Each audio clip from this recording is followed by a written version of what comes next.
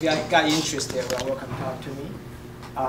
So what we will do, we'll let him present this for how much time we need?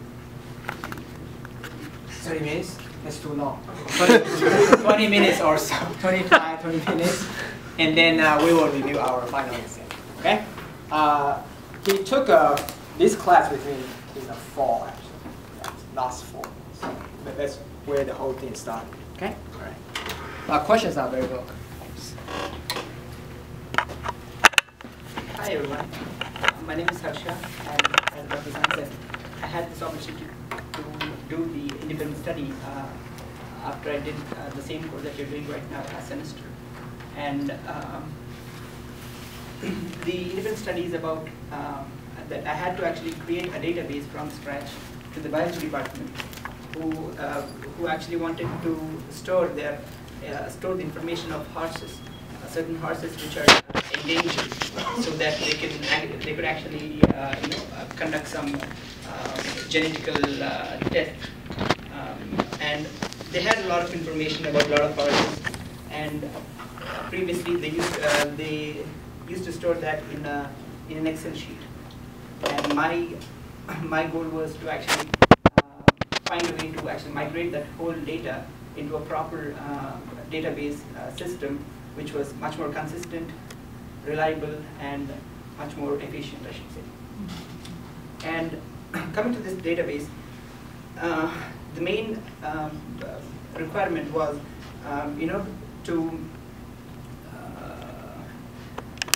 the department actually wanted to have the ancestry information of these horses, and they could actually. They went back as back as 1800s, or even 4 generations behind. So there has to be this relation where the horses are, related to each other. Like we need to get the ancestry information of one for each horse, like 4 generations behind. And the study involved weekly interviews with the client, which was the professor in the biology department. And initially, the first meeting that I had, I couldn't understand what 80% of what she was telling, because that was the biggest challenge. Because I don't know what the terms she was using, like what is a sire, what is a dam. So that forms the biggest challenge for you to actually know the domain, and then so that you can actually implement the database.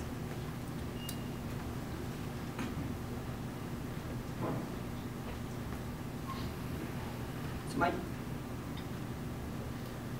my first progress was to collect the system requirements, which was as I told about the horses and their ancestry information, and it took me about 2 or 3 weeks to actually collect the system information and correctly interpret what I had to do.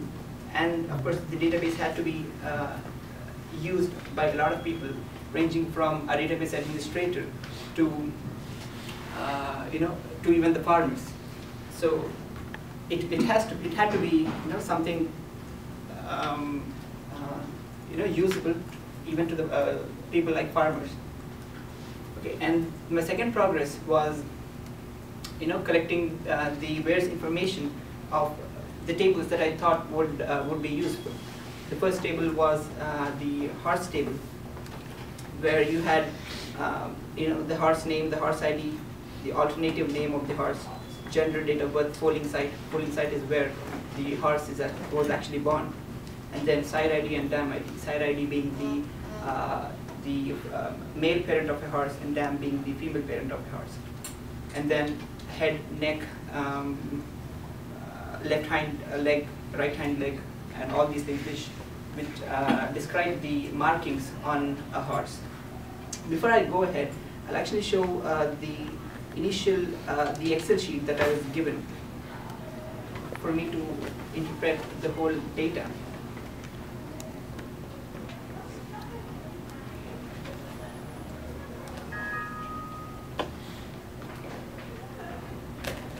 So this was the initial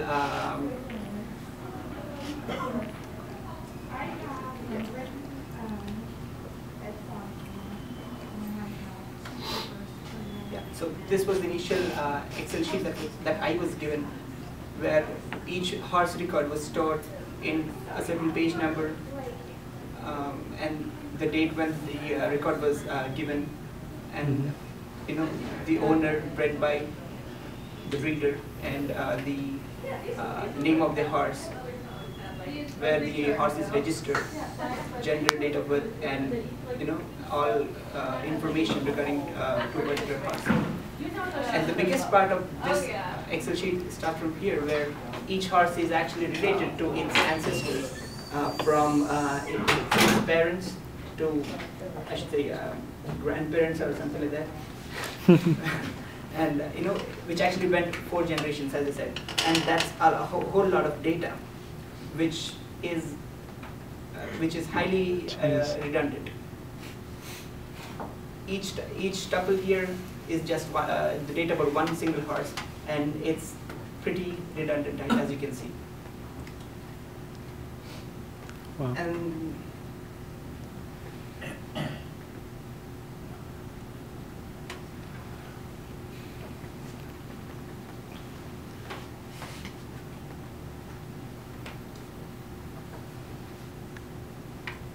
yeah, so that was the data. And next important table that I thought should be included was the tests table, where certain tests are done to a horse.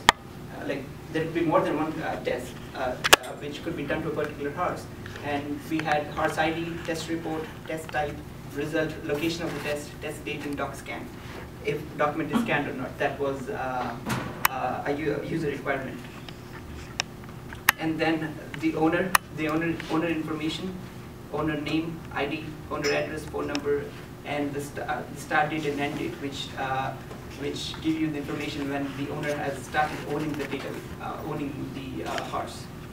And then the breeder information, which is much similar to the owner's information. And then we have the registration information, where each horse is registered at one particular organization or multiple organizations. So I thought this was these were the attributes that were required for the registration table. And then came the records table, where each horse, the hard copy, the location of the hard copy where the record of a particular horse is stored. And this was again the user's particular requirement that you wanted. So this is it.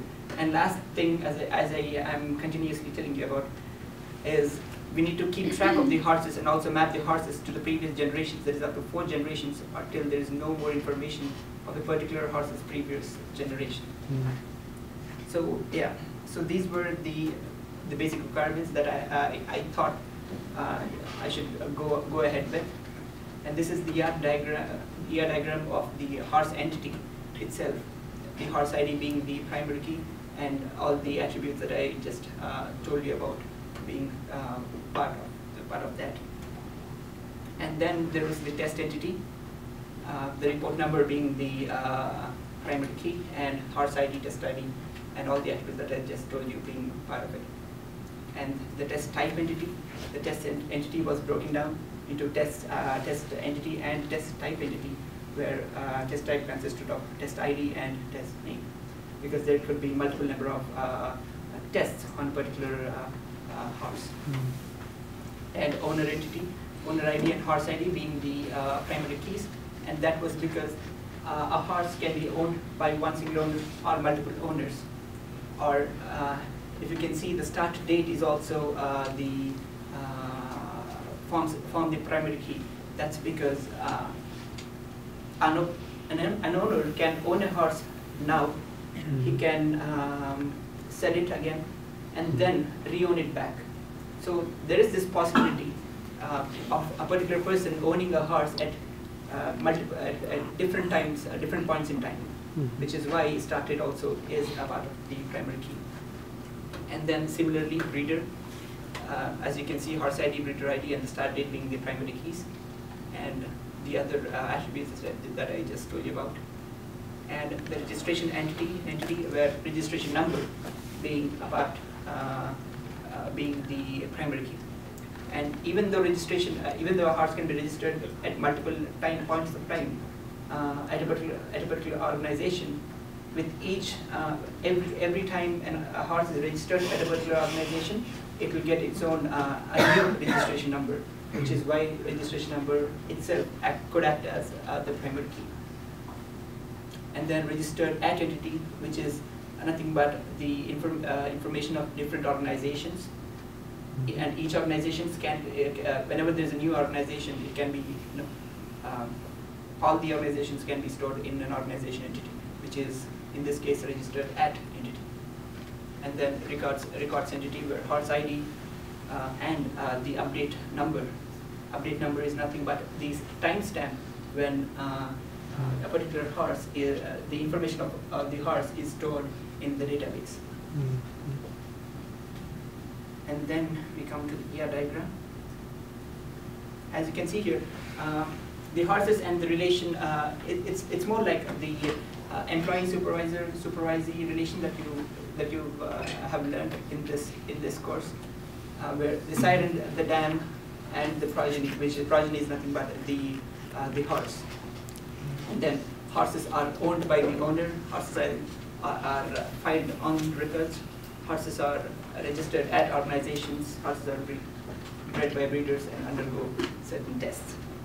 And the participation constraints.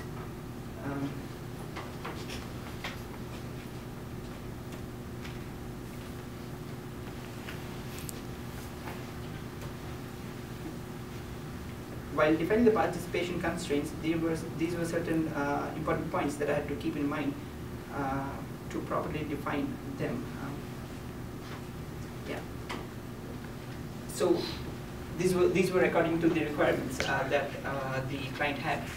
The multiple horses can be owned by an owner, and a horse can be owned by multiple owners at different points in time, of course. So that would form the MS2N relationship.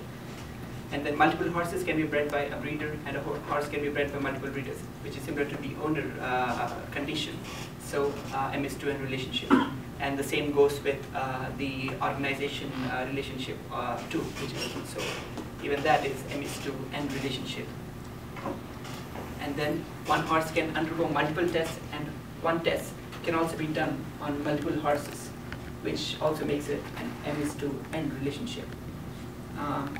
The two interesting things are here, where multiple updates on particular horse can be stored in the horse file. They consider each horse file as one single physical entity, so 1:n relationship. And this one, where the sire and dam combined form one, one single entity, and can have multiple progenies, but a horse cannot have multiple sire and dam combinations, where a child cannot have multiple sets of parents. It only has one parent, so which is why even there, even in that case, it's 1:n relationship. Here. So that was about the participation constraints and the ER diagram, and that got translated into the relation database schema for the project. And as you can see, the sire and horse ID was the primary key, as I said, and the sire ID and dam ID are the foreign keys which reference the horse ID. And then we had the other entities, as I told you, in the ER relationship itself. And as you can see, the whole schema kind of concentrates on the horse ID, and like the horse ID being the most important attribute you can see of the whole. There's owner, breeder. As you can see, the test was broken down into test ID, test name, and then organization, registration, registered at was broken down again, and then we had records. So this was the relational schema.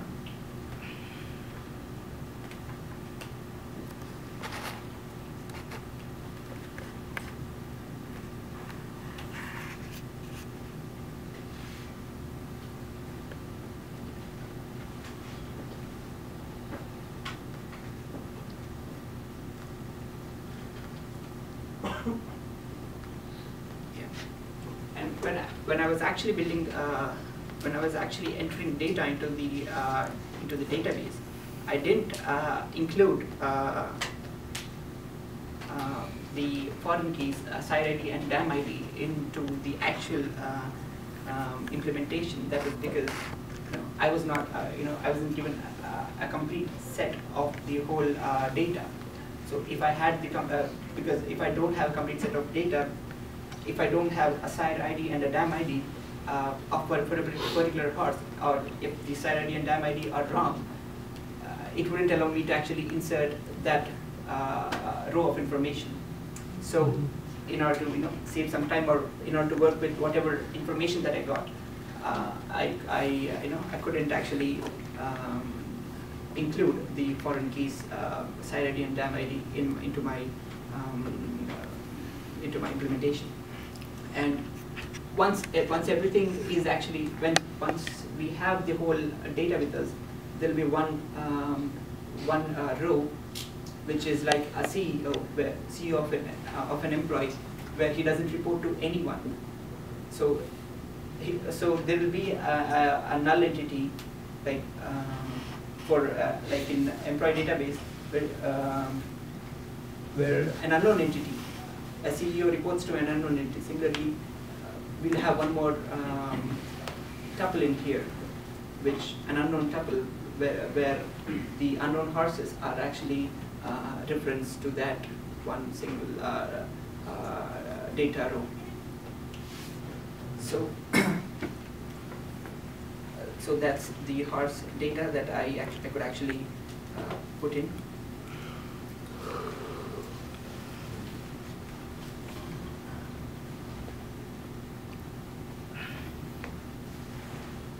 And you can see the constraints here.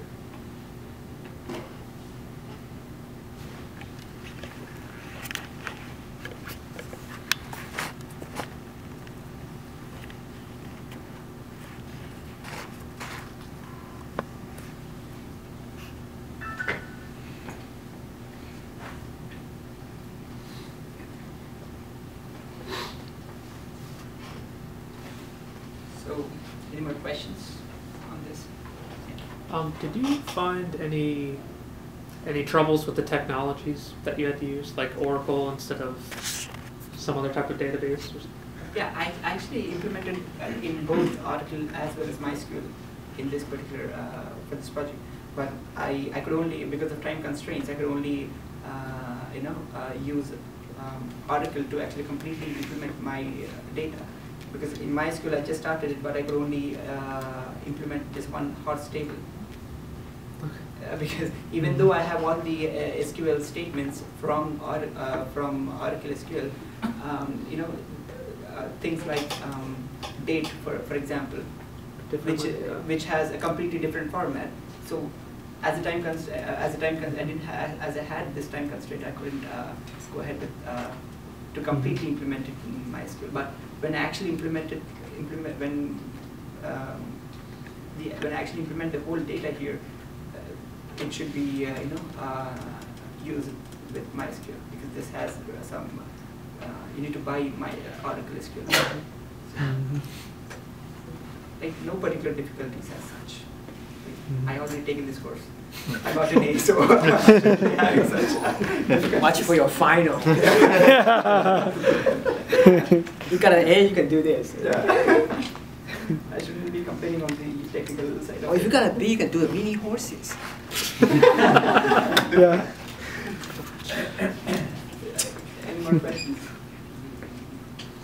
Yeah. Do you know what they're going to use to interact with this data? That's actually Bishop's project. Which project that we showed on Wednesday. Eventually we'll have you were not here. He already showed that. Gotcha. Yeah. So that's completely his part of the project. Any more questions? About how many hours did it take from all the meetings with the clients and implementation? Yeah, initial meetings were took a lot of time. Like the first meeting, as I told you, when I had to create the some 10-line abstract for the independent study. Mhm. The meeting went for 3 hours, and out of which I could only understand 20% of what she said. Mhm. You know, so the initial meetings took a lot of time, but once you know, after a month of meeting her, meeting the client, I shouldn't be going there because of you know, if I had more requirements, probably even till today I would have gotten you know, a lot of requirements, and I would still be in designing the ER diagram, or you know, still collecting the requirements. So and after that implementation, probably 3 to 6 hours a week probably. That was what I spent on. You need to have a good supervisor. Yeah. So yeah, Dr. Sun was there for me, so he persuaded me. That's what I am confident about.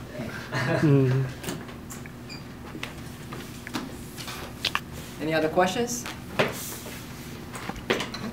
Very good. Thank you.